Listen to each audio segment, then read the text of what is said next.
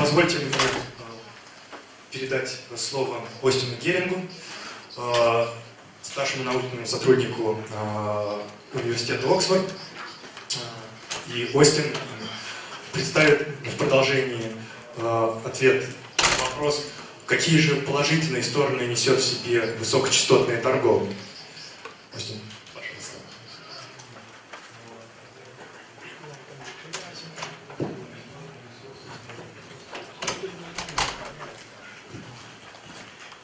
Great, thank you very much, Vladimir, for the excellent presentation, and it makes my job a lot easier. We've gone through high-frequency trading in so much depth. So I'm going to discuss the good aspects of high-frequency trading. So the title of the talk is High-Frequency Trading, What is it good for?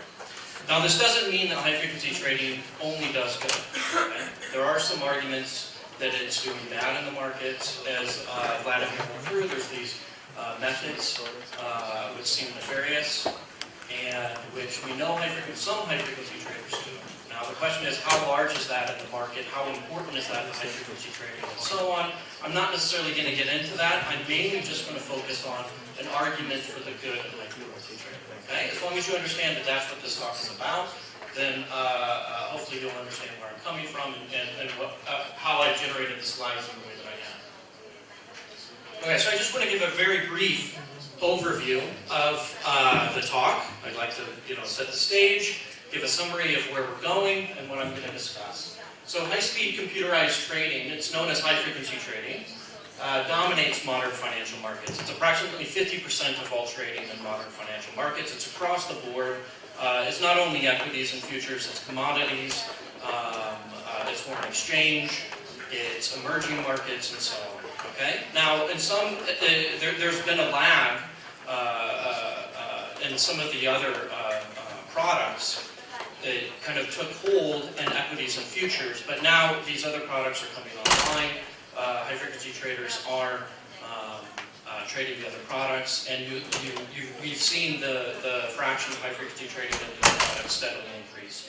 And it seems to be saturated at around 50% of all trades. And you can come up with an argument for why it should be 50% based on high-frequency traders being liquidity providers in the market, so they should be around half of the market.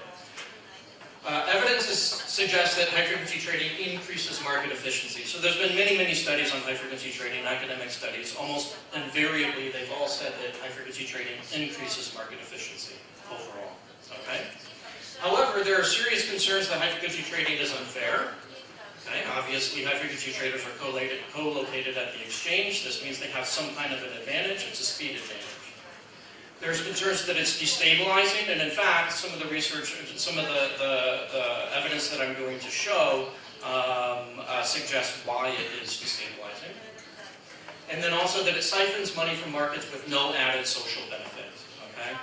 So those are the concerns. So the results. I'll use a special data set from NASDAQ. I show that high-frequency trading synchronizes security prices. So this is a special data set. It flags all activity by high-frequency traders on the NASDAQ exchange. Now, the NASDAQ exchange is the one who decided who was high-frequency trading and who wasn't. There's some caveats with the data, but for the most part, it's a very good snapshot of high-frequency trading on the NASDAQ exchange. With a simple model and drawing parallels with recent work in ecology, and I'll try and really strengthen that parallel between what's happening in markets and what happens in animal movements.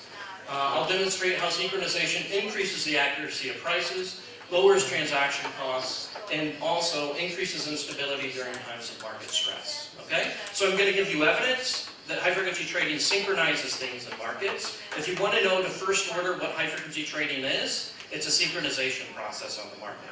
Okay? And then I'll give you a model that suggests how that should affect things in the market. So what is high-frequency trading? High-frequency trading, this is my definition, by the way, so this is one of the things, they have committees and so on who are trying to decide the correct definition of high-frequency trading. I like this because it's a little bit simple, and it doesn't get into the technicalities that much. But I consider it autonomous computerized trading that seeks quick profits using high-speed connections to financial exchanges. High-frequency trading is part of a larger trend towards automation in financial markets. So financial markets over the last 20 years have become much more automated. you should consider high-frequency trading as part of that automation process. It isn't the entirety of it, it's part of it. So in 1971, and this is the title graphic from his paper, in 1971 Fisher Black predicted that most activity on financial exchanges could and would be automated. So we have this nice, nasty looking machine here in the middle of the market that's connecting all of these different investors. And in fact, I argue that this is what high-frequency trading is today. And as you see, this was predicted all the way back in 1971. And sure enough, this is the New York Stock Exchange today. This is the server farm in New Jersey that, where most of the trades occur on the New York Stock Exchange. So I found this website. It's kind of an interesting website. It discusses trading pit history and trading pit nostalgia. So, and I'll read this off for those of you in the audience who may not be able to speak English. Across Europe, Asia, Australia, South America, and Canada, it's already ceased as a form of communication with the closure of all derivatives trading pits in those regions. Only 3 futures exchanges in the U.S. continue. Eventually, these last remaining pits will close and end the functional purpose of the hand gestures that hundreds of thousands used to transact and share information since the late 19th century. So this is a website dedicated to remembering the signals. This was the language used in the pits. It's a dying language because trading pits, for the most part, no longer exist and are no longer important. Everything has become electronic. So, as I mentioned, markets have become automated over the last 20 years. I like to separate this automation into 2 separate parts. The first is algorithmic trading, what I consider algorithmic trading. And I know some people consider algorithmic trading as all kinds of automated trading, but I consider it in a very specific sense to be the minimization of execution costs. So you take a very large order, and I've done some research with actually Fabrizio, who's going to give a presentation a little bit later, on understanding what happens in the market when you take a large order, and so that's what this represents over here. You have buys. These original orders are very large. Here's a buy order, here's a buy order from a different participant, here's a sell order. They're split up into individual sized pieces. Those pieces are then placed in the market in some kind of a sequence based on who's trading at what times, okay? And algorithmic trading is the automation of this process, and it's done to minimize execution costs. The other side of automation is high-frequency trading. This is short-term speculative trading. Okay, it's a completely different type of automation. And I should mention here on the floor. And again, this is automating things that have been done for 100 years in financial markets. On the floor, this was known as working in order, and basically they've just automated working in order. High-frequency trading is the other side of the coin. It's short-term speculative trading. On the floor, this was known as scalping or market making. Okay, high-frequency trading you should understand as the automation of that process. In some ways, high-frequency trading is actually quite small. Okay, it's implemented by small, obscure, proprietary firms. Here are some of the names of the major companies in the U.S. that do high-frequency trading. I imagine most of you haven't heard of these names, or if you had, it's because you've studied high-frequency trading. Otherwise, most people would never hear of these names. Most firms only have several $100 million US in capital. Compare that to large hedge funds, which typically have $30 billion. Okay, so these are small players. Their total revenues are relatively small. They're approximately $5 billion per year, or according to another study, $3 billion per year. But on it's of order 1 to 10 billion. Compare that to total hedge fund revenue, which is approximately 100 times that. In other ways, high-frequency trading is very large. It's a very large part of the market. Approximately 50% of all equity orders and futures and now commodities, foreign exchange, and so on, those are slowly creeping up to around 50% of all transactions and all volume on markets is done through high-frequency trading. It's also very influential. It's changing the landscape of information technology. And Vladimir went through this a little bit, so I won't spend too much time. But these quicker data connections between Chicago, New York, and London and New York are all being driven by high-frequency trading. Okay, and it's due to, it's all seeking faster and faster connections between the different exchanges. High-frequency trading worries regulators. So here's a quote from the chairman of the SEC, the main regulatory body for financial markets in the United States. And it states, a large portion of trading is unrelated to the fundamentals of the company that's being traded. It's got very little to do with whether you think IBM's got a great business plan, and a lot more to do with what's the minuscule aberrational price move that you can take advantage of because you've co-located your computer with the exchange and can jump on that in microseconds. And that worries me in some ways. Okay, so she's stating that high-frequency trading has little to do with fundamentals of the company. It seems to be entirely focused on these small aberrational price movements. How in the world can that really help? And here is the counterpart in the UK, Derek Turner. It is therefore not clear that high-frequency trading based on computer algorithms can possibly deliver significant positive social value. Price discovery at the nanosecond interval cannot possibly give a significant allocative efficiency benefit over price discovery on a second-by-second basis. So the argument here, you can kind of see it developing. It doesn't make sense.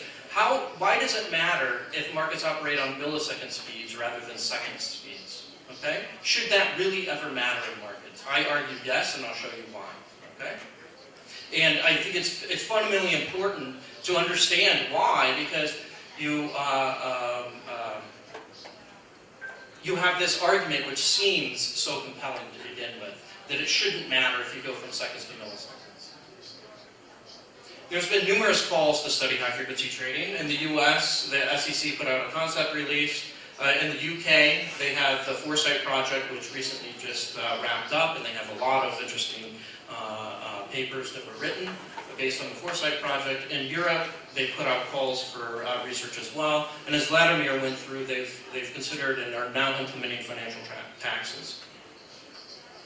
There's been countless newspaper articles. It seems like every day there's a new article on high-frequency trading in the press, at least in the US and the UK and Europe. There's even been a novel on high-frequency trading, and I'll quote it down here. At the nexus of high finance and sophisticated computer programming, a terrifying future may be unfolding even now. And it's pretty bleak in the book what happens. So what do we know about high-frequency trading? That kind of gives you the introduction. It's meant to supplement what Vladimir already mentioned. What do we know? Okay, what does the evidence suggest? Well, first of all, the evidence suggests that high-frequency trading increases market efficiency. The evidence suggests that it lowers transaction costs and increases the accuracy of prices. There's been numerous studies that have stated that.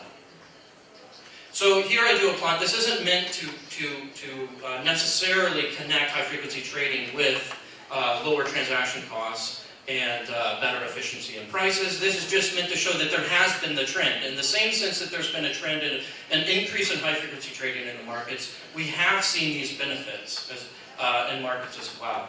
Okay? This doesn't do the strong connection between the two. That was done in these papers that looked at specific high-frequency trading.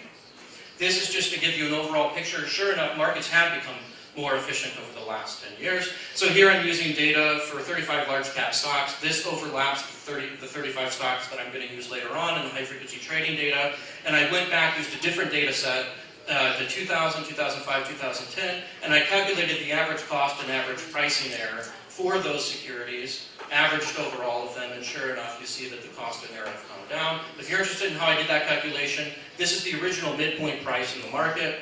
P is the transaction price. So that difference between the transaction price and the original midpoint price I consider to be the cost. And then the error is the difference between the price 1 minute later minus the transaction price. Okay? And then the absolute value of that. That's how I'm calculating cost and error. So what else do we know? High-frequency trading potentially increases the instability of the market and creates spurious relationships in markets. Okay? So, as Vladimir mentioned, the flash crash in here, why don't you go ahead and, hold on 1 second actually, before you start the movie. So the flash crash Vladimir mentioned already, this was a very precipitous decline in the US markets. It happened over the matter of a few minutes, and then you saw a rapid increase come back again, okay? And this is really what woke the regulators up in the United States. And it shows you, if you put machines in charge of the markets, sometimes really bad things can occur, okay? Things that no human can understand. And so here, I'll show you a movie. Why don't you go ahead and play it? This is the trading pits. Someone is watching, observing the trading pits in Chicago as the flash crash is occurring, and you'll see the human response to what goes on. So go ahead.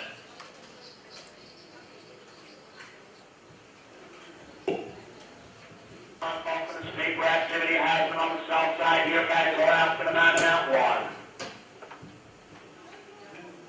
88 hours of trading, 87 units start trading, 86 units start trading, 85 units start trading, here now guys, all the way down, 84 units start trading, here now guys, 82 units start trading, paper comes in a big seller, 81 units start trading, here now guys, 79 start trading. 81 even bid, 84 even bid, 85 even bid, 87 even bid, no offers in the pit here, 91 even bid, no offers in the pit, 92 even, they just traded the figure. Once again, they're trying to get a figure print in here, 12 handles above the last print. Yeah, so you could see the human response to what was going on. It was a little bit insane and didn't make that much sense. You had this huge drop, and in fact, if you listen to the whole commentary, the problem was the futures were in the pit were still trading at reasonable numbers, but they knew the figures that were coming out from New York. They knew the figures that were coming out on the electronic side. And there was this, oh, there's a huge, what's going on exactly? And so the pit then followed what was happening electronically, okay? And then there's this huge, anyway, it's a very interesting audio, and if you're interested, you should definitely go and listen to all of it. So another problem is correlations between equities and commodities have steadily increased as high-frequency trading has increased, and this was a study put out in 2012. So there's a possibility that it's creating spurious relationships in markets as well. Okay? Now I should mention, so the Vladimir brought up the quote stuffing and some of these other things. There hasn't been a real, there hasn't been a smoking gun study on those kind of activities that shows that it's prevalent among high-frequency traders, and that shows that what the actual effects are to your average investor. Okay, that's not to say that that these aren't really bad activities that are occurring and that we should worry about. It's just there hasn't been any smoking gun studies on those things. Okay, so I don't include them right here, at least for the time being. Okay, so those are some of the things that we know, yet we still know relatively little. We still don't know HFT's purpose. We don't know if it's needed in markets. Do we really need millisecond speeds? It seems like we'd do fine if we went back to humans, possibly. We don't know where the profits are coming from. Obviously, high-frequency traders are making profits. Where are those profits coming from? We don't know if society benefits from these microsecond and millisecond speeds. And we don't know if we should tax high-frequency trading. Now, these are the important questions, okay? But I challenge you to go find studies that actually deal with these issues. There aren't too many, and the newspaper articles don't really deal with these issues as well. Yet, they're out there, right? And these are the important issues. And this is what I'm hoping to answer with my study, okay? So here's the great, what I call the great mystery of high-frequency trading. And I think this is really gets to the heart of why people consider it mysterious. Apparently, high-frequency trading, HFT, leads to market efficiency and better price determination. But if people are making profits out of it, where are the profits coming? It seems to me ultimately that they are coming from my members, and I do worry about that. Okay, so this is somebody who's in charge of the pensions for the railways in the UK. Okay, so all the studies say high-frequency trading is good for the markets, yet they're making money. Where's this money coming from? Again, I will have something to say about this. So here's my proposal. My proposal is that high-frequency trading to first order and are synchronizers in the market. They synchronize security prices. To the extent that two securities are related to one another, HFT activity ensures that a price change in the first security coincides nearly instantaneously with a similar price change in the second security. Okay? Synchronization increases the efficiency of markets, can be profitable for the firms that do it, and it's impossible to do without high-speed computerized trade. This is really the value add of automating liquidity provision. Okay? When you automate liquidity provision, that means that when I'm in New York, I can pay attention to what happens across the globe when I'm pricing my specific security that I'm interested in New York. And because we live in a global economy that's so interconnected, what happens in other parts of the world and price discovery that happens in other securities in other parts of the world are relevant to how I price my security right now. And if I consider that I need to pay attention to these thousands and thousands and thousands of other securities that are traded thousands and thousands of times per second, then now you understand why you might need to update your price on the millisecond level. So what seems it can't be possible at first. It seems, why does it matter if you update on the second level versus millisecond level? If you consider, if you blur your eyes as a physicist, and this is really takes a little bit of thought to begin with, but if you blur your eyes enough, then all securities that are traded to a large extent are a bet on the future state of the global economy. So if you consider all securities to be the same, then when I price any security in the market, I need to pay attention to what happens in all of the other securities across the globe. Okay? So that is my argument, and I'll get into it possibly a little bit later, but that's the argument for why synchronization is so important and why it needs to be done at the millisecond level if you want it to be done most efficiently. So here's the evidence, and again, this goes back to the data that I have from NASDAQ. This is for 120 stocks, and I'll mainly focus on 40 of the stocks, which are the large cap stocks, that are traded on NASDAQ from February, this week in February 22nd to 26th, 2010. All market activity from 26 high-frequency trading firms is flagged. I know all of their trades and all of their quotes, all of their activity. I supplement the data with Thomson Reuters tick data, and you've already seen some of the A plot from this Thomson Reuters data from 2000, 2005, and 2010.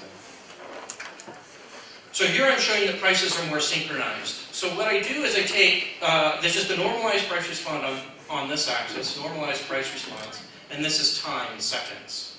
So the normalized price response is of stock I to a price movement in stock J not equal to I. So I go across this, in this case this is with 35 large cap stocks, and the reason why I'm doing only 35 is because 5 of the securities in the original NASDAQ data set aren't in existence in 2000 and 2005. So I just focus on the 35 that are in existence through all 3 time periods. And I condition on a price movement in all of the, I focus on one security, okay? And then I condition on a price movement that occurs in any other security, any other of these 34 other securities in the market. And then I observe what happens to the price in this security, okay? And it responds to what's happening to all of those other securities. And you can see the timing of this response. In 2000, it took, this took up to several minutes for the full price response to develop. In 2005, it's quicker, but it still took longer than a minute. And then here you can see in 2010, it takes around less than 10 seconds for the full price profile to occur. Okay? So prices have become more synchronized over the last 10 years. So is it high-frequency trading that's doing that? So here's where I use the data set.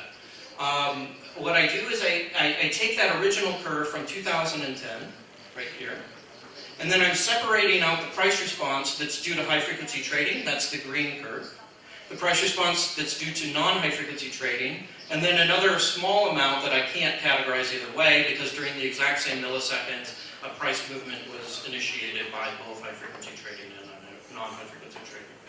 Okay? And you can see that this overwhelming majority of the synchronized price response is due to high-frequency trading. So here's another plot showing that synchronization and high-frequency trading go hand in hand. So I've shown that it does appear that high-frequency trading does synchronize prices. You may ask, well, how much of high-frequency trading is devoted to synchronization? Okay? Maybe it's only a small amount. Maybe this is only telling a very small part of the story. I think that it's telling much more of the story. And in fact, the first order effect of high-frequency trading, because if you plot the correlation of prices, these are high-frequency correlations on 30-second intervals. If you plot the correlation of a security with the index versus the high-frequency trading fraction of volume, you'll see this very nice relationship, which shows that stocks that are traded a lot by high-frequency traders are very correlated with the index, and vice versa. Stocks that have high correlations with the index have high volumes of high frequency volume. Okay? And the R squared from this grid is 0.64. So a majority of the variance in high frequency trading volume across securities is explained through synchronization or by synchronization. So what are the effects of synchronization? So hopefully I convinced you that synchronization is something that high-frequency traders do, and possibly I've convinced you that it's a major activity that they perform, probably the first order activity that they perform. So what are the effects? What should you expect to see when things become synchronized? So we can look to nature, and we can look at animal movements, and there's been very nice studies that have been done that have shown that animals that move synchronously propagate information very quickly, even when only a small number of individuals are informed. So when animals synchronize their movements, information very quickly gets into the group. And so here I'm going to show you a video right here, and you can see very quickly fish that have no idea that there's a predator coming will respond to the predator. Why? Because they've synchronized their motion with their nearest neighbors, and because they've synchronized very quickly, that information propagates across the group very quickly. So go ahead and...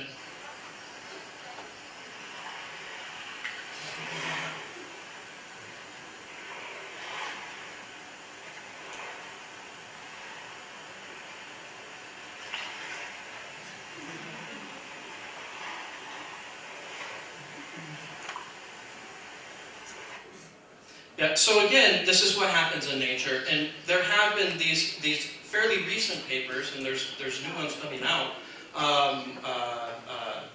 that discuss this in animals. So, in fact, I want to do this plot, but I want to show this really quick, because this is now, for the 40 large cap US stocks, in 1 minute intervals, I'm showing how these prices respond.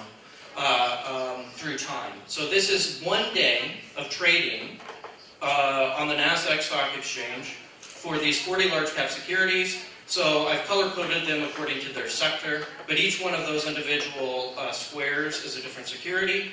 Movements in this direction are increases in prices. Movements in this direction are decreases in prices, decreases in prices. So go ahead and play.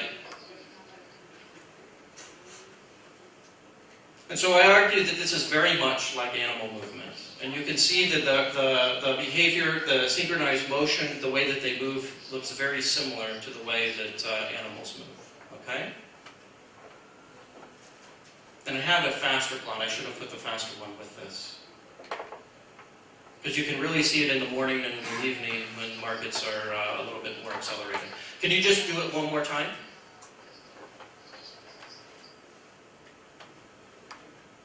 So here you can really see the movement together. So here I do now a plot. Over here I've looked at February 25th from 1 p.m. to 4 p.m.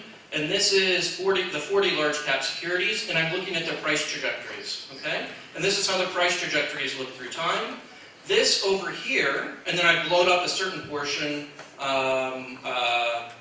right here and look at several different securities. I forget exactly which securities those were at this moment, and now I'm comparing it to this. This is actually a plot of schooling mosquito fish in one of the research papers that I alluded to earlier. Okay? So I argue that stocks do really move together much like animals move. Okay? And therefore, we can go to these papers and we can understand what happens when securities are synchronized by looking at the literature in ecology. So here are some of the results put in more explicit terms for synchronization. Synchronization increases efficiency. So this is a simple argument to show how it can increase efficiency. So imagine that country X is likely to default, okay, on their debt. Firm A buys securities that track the probability of default. Okay, so firm A, this is a quintessential informed firm.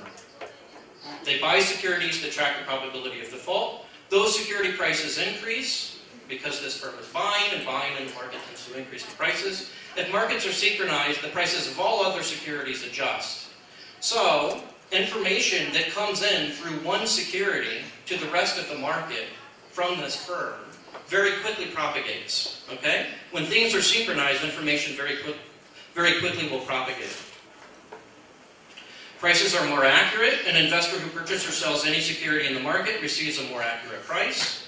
If information does come to your security from all other securities in the market, Transaction costs are reduced. Why are they reduced? Well, because liquidity providers are more confident in market prices and will require less of a price concession to transact with an order.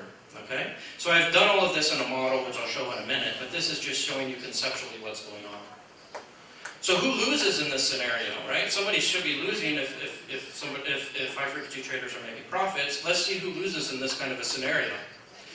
So imagine you have country X and country Y, and that they're related to one another, so that when X is likely to default, so is Y.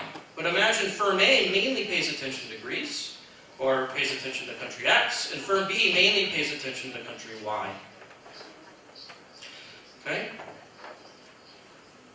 So firm A is influencing the price of this security, firm B is influencing the price of this security, and high-frequency trading allows information transfer between the different securities. So firms A and B make less money when prices are tightly synchronized because they now must compete with each other when processing information.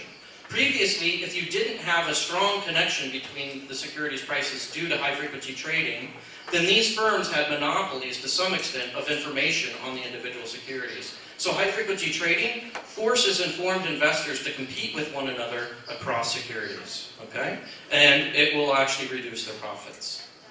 So here now, hopefully to convince you even more of this story, this is a high-frequency trader. This is the CEO of one of the major high-frequency trading firms, and testimony to the United States Congress describing what he does and what happens in the market. So go ahead and play that. A tremendous amount, I would say the majority, of the volume that occurs in today's markets is premised upon the fact that securities, both within the same markets and across markets, have semi-stable correlations to each other. So that when price discovery happens in one instrument, it must propagate to other instruments that are correlated to it. And regulators currently have no clue how that works and have no tools to analyze those effects. Okay, so straight from his mouth, he's saying that a tremendous amount, the majority, he thinks, of high-frequency, of volume in the market is premised on the fact that price discovery must transfer from one security to all of the other securities in the market, which is exactly the story that I'm trying to tell, and the evidence seems to back that up. So let's go to a model which supposedly regulators don't understand how this is happening in markets, so let's possibly develop a model to help understand what is occurring, and so we can help regulators understand what happens. So here's the model. I have n different securities. Here I'm showing 3 different securities, but the model is generalized to n different securities. They're traded asynchronously over a single period. One unit-sized order to buy or sell is submitted for each security. So you either have a buy or a sell for each security, only one order, and all of those things come into the market asynchronously. Orders are immediately transacted by liquidity providers at the fair price, in other words, at the expected future price of the security. Okay? So these orders come into the market asynchronously, are priced by liquidity providers at the fair price and transacted. Okay? And I'm going to understand what happens in this model when you allow prices in one security to propagate to the other securities versus siloing everything separate from each other. Okay? And we'll see what happens in the model when you look at those 2 different scenarios. So this is just defining the rest of the model. The final price of a security increases or decreases by delta, so this is just some constant, with equal probability. So it either goes up in price or down in price with 50% probability. Orders are correlated with final price changes. So if you observe a buy order, that's correlated with the future price being higher. If you receive a sell order, that's correlated with the future price being lower. This is just a standard thing that is done in microstructure models, and in fact, it holds in reality. Buy orders do correlate with higher future prices, and sell orders with lower future prices. And then finally, final price changes of securities are correlated with one another. So the 3 different securities that I showed here, the assumption is that they have some kind of correlated structure with one another. Okay? So if you blur your eyes, they're similar. They are the same security. So here's an example for just one security in the market. So the original price is 50. A buy order comes in, and then liquidity providers price that buy order at the fair price. Okay? Well, we know the final price has to be 51 or 49. That's just defined in the model. The original price was 50. We know that if there's a buy order, and this is just defined in the model, it's one of the parameters of the model, buying correlates with future price movements in the positive direction, and the probability of there being a buy, given that the future price is 51, is 0.75. Therefore, you can rearrange this using Bayes' law and determine the probability of a positive movement given a buy order. That's 75%. So therefore, the fair price is 50.5. So you saw a buy order come in, it's transacted at the fair price, which is 50.5. You can calculate the cost and the average error in this scenario. So this is a siloed market. Each individual separately gives you something like this diagram. Now let's see what happens when we add another security to the market, which is related to this original security. So the second security is added. It has the exact same properties as the first, except they're not the exact same security. They just have correlated price movements, okay? And the correlation coefficient is 0.8. So now let's see what happens to the average cost and pricing error for this buy order now when we add the second security. So when you add the second security can either come after or before the original buy order. Let's assume that it happens after the original buy order.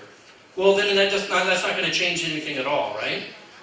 If the second security comes after the original buy order, the original buy order is already priced, and the price is exactly what it was in the original example, 50.5. But if the second security is bought or sold beforehand, that has information about what the future price is for the original security.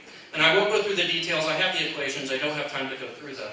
But you can calculate exactly what the fair price is based on these conditions happening before a buy or a sell in the second security.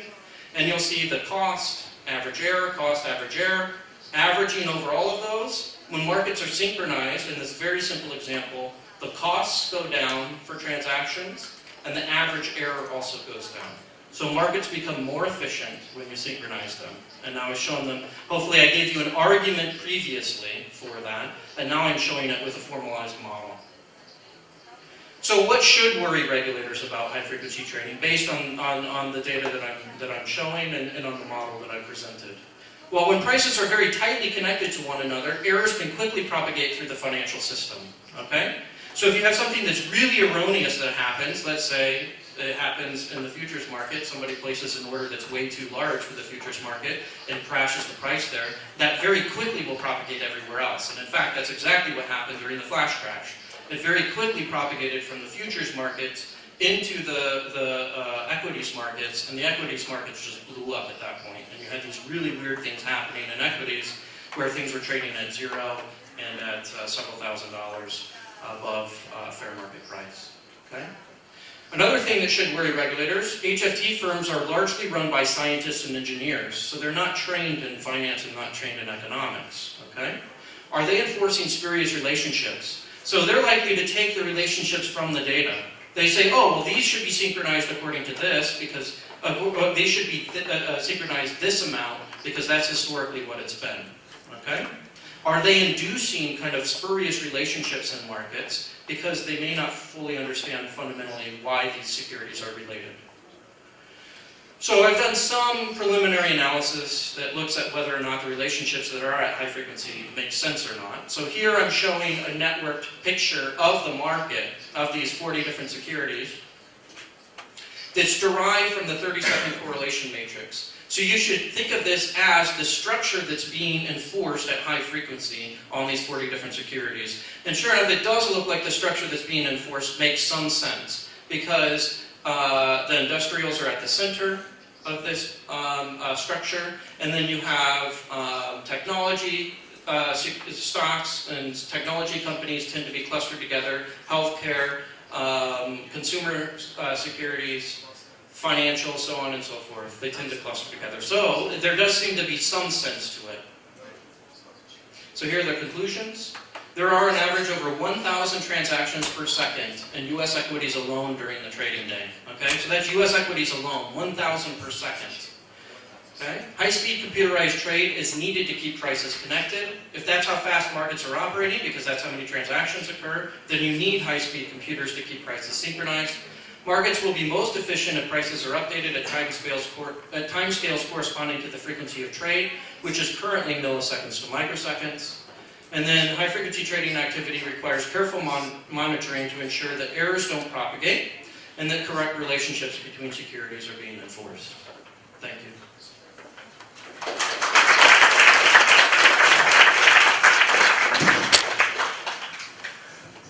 Мы немножко по времени перешли чуть-чуть за лимит, поэтому два вопроса позволю за себе.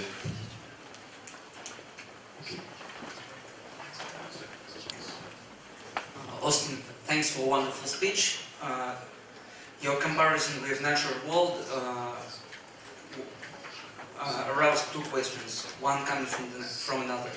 First is, wouldn't synchronization lead to herd behavior, and wouldn't someone like to abuse that herd behavior in the market? Yes, that's entirely possible, right? I mean, obviously, if a price movement occurs in a certain sector of the market or a certain area of the market, high-frequency traders, if they synchronize things, will very quickly propagate that in other places, okay? Now, if you look at the model, and it's very subtle, but in the model, overall what happens is you have some traders in Security 1 and some traders in Security 2 who are informed, and others who are uninformed and just placing really noisy trades, okay? That you can get a signal out of this much better if you look at both securities rather than just one. So yes, errors are propagated in the same way that information is propagated, but of course it's a signal extraction problem, and the more information you have, if you look at more securities, the better the signal comes out from the noise. Now what happens if that original signal, or what you perceive as the original signal, is just plain erroneous, which can happen, and did happen during the flash crash? I don't know. You need circuit breakers in place, you need other kind of, again, this is the question that regulators should address. To be honest, my research is meant to point out what are the first order, again, I'm a physicist by training, what are the first order effects of high frequency trading, how should we understand it to first order, and how should we then regulate it and deal with it once we know that first order effect. Okay? There are other things involved, and this talk is not meant to say that this is all, the end-all be-all of what high-frequency trading is.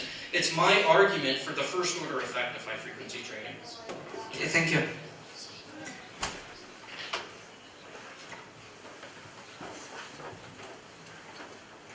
Thank you. I think we need to clarify the definition of efficiency. There are two kinds of efficiency: micro, of relative prices, and synchronization is related to that. But there is another question, and even more important, about the overall price level for the market. And I doubt that high-frequency trading is something to do with that. And please excuse me for what I'm going to say.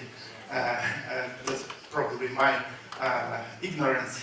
I think that your analogy to fish is a kind of bit offensive to mankind, because fish do not think.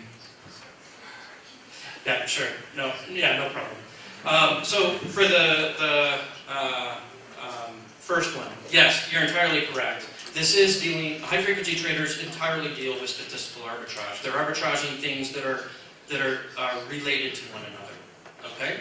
So if the original signal that's coming in from the supposedly informed people in the market, the informed firms in the market that are getting these overall prices correct, high-frequency traders depend on those people, okay? And whether or not they're getting things correct, I don't know. But you're right, high-frequency traders are not in the market, and you can see that. Look at the people who work in high-frequency trading firms. They're not economists. They're not people from financial economics. They're people from science and engineering backgrounds who understand very easily that, if two things are related to one another, I can make the prices jiggle in the right way. Okay? So that I agree with. Now, with the analogy to well, so I wouldn't say that. I mean, because animals can think, okay? And they think in very simple, heuristic ways. So if I see food, I go to it. And if I see a predator, I move away from it, okay? And if I synchronize things across a group, then all of a sudden the collective motion that results, this is one of the beauties of nature. It looks like this organism somehow has a collective brain over and above all the individuals that tells the entire group what to do. But one of the great things about those papers in ecology is showing, look, these simple heuristic rules are actually what's allowing information to propagate across the entire group and make it look like somebody is paying attention from above and coordinating everything. But the same thing can happen in markets. You can have individual securities and individual informed firms for different securities that follow heuristic rules. Oh, I think this. I have a good feeling about this firm. I have some kind of information about this firm having a pretty good quarter. I'm going to trade on that in the market. But on an aggregate level, if you have high-frequency trading, if you synchronize all of these signals that are coming in, and I agree they're noisy signals, but if you synchronize all of them, then what comes out can be, to some extent, informed. And it can look like there's some kind of higher intelligence which is getting the rest of the market correct. Now, I'm not willing to say that that's actually what's happening. This is meant to be a little bit controversial and to get people to think, but that is a possibility. Thanks. Thank you very much.